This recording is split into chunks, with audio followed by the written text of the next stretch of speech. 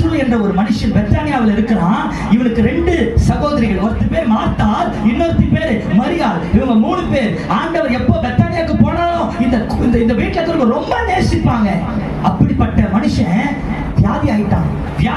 2 நாள் ஆச்சு, 3 நாள் ஆச்சு, 4 நாள் ஆச்சு, 5 நாள் ஆச்சு, சுகமே இல்லை. இயேசுக்கு ஆள் அனுப்புறாங்க. ஆண்டவரே, நீர் அதிகமாய் நேசிக்கிற லாசரு வியாதியா கிடக்கிறான், கொஞ்சம் வாங்க. ஆண்டவர் கேள்விப்பட்டு அப்படியா அப்படின்னு சொல்லிட்டு அமைதியா இருக்கிறாரு. மறுபடியும் 2 நாள் ஆச்சு, 3 நாள் ஆச்சு. இப்ப வியாதி முற்றி அவன் செத்து விட்டான், அவன் மரித்து விட்டான். இயேசு வருவார்னு பார்த்தாங்க, வர மாதிரி தெரியல. தூக்கிட்டு போய் கல்லறையில வச்சு மூடிட்டாங்க. மனுஷனுடைய என்ன தெரியுமா? உன்னை எப்படியாவது தூக்கி விடலாம் பார்ப்பாங்க, முடியலையா போடான்ட்டு விட்டு போயிடுவாங்க. டாக்டருடைய நிலைமை என்ன தெரியுமா? எப்படியாவது உன்னை காப்பாற்றணும் சொல்லி எதையோ செய்வாங்க, முடியலையா விட்டுட்டு போயிடுவாங்க. ஆனா என் தேவன் மட்டும் உன்னை காப்பாற்றுற வரைக்கும் ஒரு நாள் விட்டுட்டு போக மாட்டார். அவன் அல்லேலூயா. நேசித்த அக்கா, தங்கச்சி, சொந்தம் பந்தெல்லாம் பார்த்துச்சு, வெயிட் பண்ணி பார்த்துச்சு.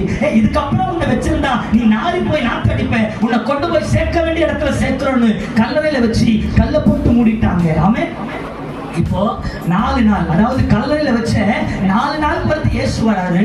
வந்த உடனே சொல்றாங்க, இயேசு வரான்னு கேள்விப்பட்ட உடனே மார்த்தாள் போய் விழுந்து, ஆண்டவரே, நீங்க இருந்தீரானால் என் சகோதரன் மரிச்சிருக்க மாட்டான். மறுபடியும் மரியாதை வராங்க, ஆண்டவரே, நீங்க இருந்தீரானால் என் சகோதரன் மரிச்சிருக்க மாட்டான். இவங்களுக்கு விசுவாசம் இல்லைன்னு சொல்ல, விசுவாசம் இருக்குது, ஆனா ஒரு அளவுல இருக்குது. என்னது? வியாதியா இருந்தா ஆண்டவர் வந்தா சுகமாயிட்டு இருப்பான். இப்ப ஆண்டவர் வராதனால மரிச்சிட்டான். இந்த நிலைமையில இருக்குது. இப்ப ஆண்டவர் சொல்றாரு, அவனை எங்க வச்சீங்க? கல்லறையில வச்சுட்டான். ஆண்டவரே, சரி வாங்க. சரி, ஏதோ கல்லறையான்னு பார்த்துட்டு 2 சொட்டு கண்ணீர் விட்டுட்டு ஒரு மாலையை போட்டுட்டு மரியாதை செஞ்சுட்டு போயிடுவான்னு சொல்லி எல்லாரும் போறாங்க. இயேசுவோடு ஒரு கூட்டம் வருது, சொந்த பந்தெல்லாம் வருது. மார்த்தாள் மரியாதை அழுதுட்டே வராங்க. இயேசு போய் நின்னவரு சொல்றாரு, பார்க்கிறாரு. பார்த்த உடனே ஒரு கூட்டம் பேசுது, குருடரின் கண்களை திறந்தவர், ஊமையை பேச வைத்தவர், இவனை சாகாமல் இருக்க கூட பண்ணக்கூடாதா அப்படின்னு சொல்றாங்க. புரியாம ஒரு கூட்டம் பேசுது, ஒரு கூட்டம் உடஞ்சி அழுது கொண்டிருக்கிறது. இயேசு கண்ணீர் விட்டார். அவன் அந்த ஒரே ஒரு வசனத்துல இது மட்டும் தாங்க இருக்கான். இயேசு கண்ணீர் விட்டார். இது ஒரு வசனம். ஏன் இது ஆவியானவர் இதை மட்டும் இந்த ஒரு லைன் எழுதினார்னா, இதுல ஒரு பெரிய ரகசியம் இருக்குது. ஏதோ ஐயோ செத்துட்டானே, இதுக்கப்புறம் என்ன, அதுக்கு கண்ணீர் வடிக்கல. நீங்களும் நானும் அழுதா இயேசு அழுதுவாருங்க. ஆமென்.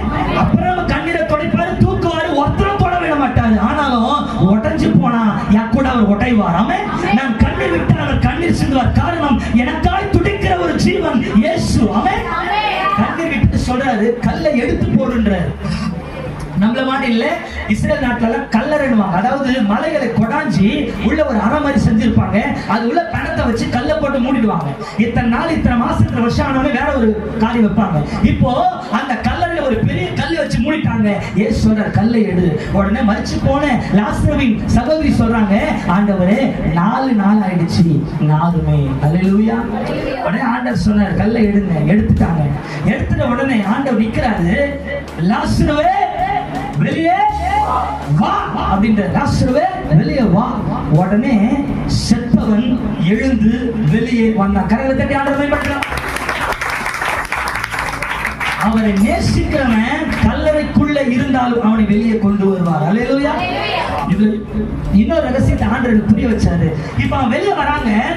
இஸ்ரேல் நாட்டுல எப்படி தெரியுமா? இப்ப நம்ம வீட்டுல செத்துட்டாங்க, 2 காலை கட்டிடுவாங்க. ஆனா அங்கெல்லாம் போஸ்ட்மார்டம் அங்கதான் ஆரம்பிச்சது.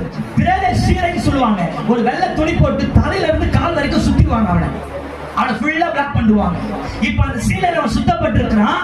வெளியே வான்னு சொன்ன உடனே அவன் எப்படி எழுதான்னு தெரியலங்க. நீங்க வேணா ட்ரை பண்ணி பாருங்க. காலை நல்லா கட்டுங்க, கையை சேர்த்து கட்டிடுங்க, அப்படியே எழுந்து பாருங்க. முட்டிய மணக்காம எழுத முடியாது, கட்டா இல்லையா? எப்படி எழுதான்னு தெரியல. ஆனா வார்த்தை சொல்லிச்சானா அவனை எழுப்பிடுச்சு. அவன் இப்ப கல்லறைக்குள்ள என்ன நடந்துச்சு அதுக்குள்ள நான் போக விரும்பல. ஆண்டவர் வெளியே கொண்டு வந்தாரு. வந்தவன் தடுமாறி நடக்கிறான். காரணம், அவனை பிரேத சீலையினாலே சுத்தப்பட்டிருக்கு. உடனே ஆண்டவர் சொல்றாரு, அவனை கட்டவிழ்த்து விடுங்கள். அவன் ஒவ்வொரு வார்த்தையும் ஆழ இருக்குதுங்க, ஒவ்வொரு வார்த்தையும் அர்த்தம் இருக்குது. என்ன அர்த்தம்னா, என்னால எழுப்பப்பட்டவன், என்னால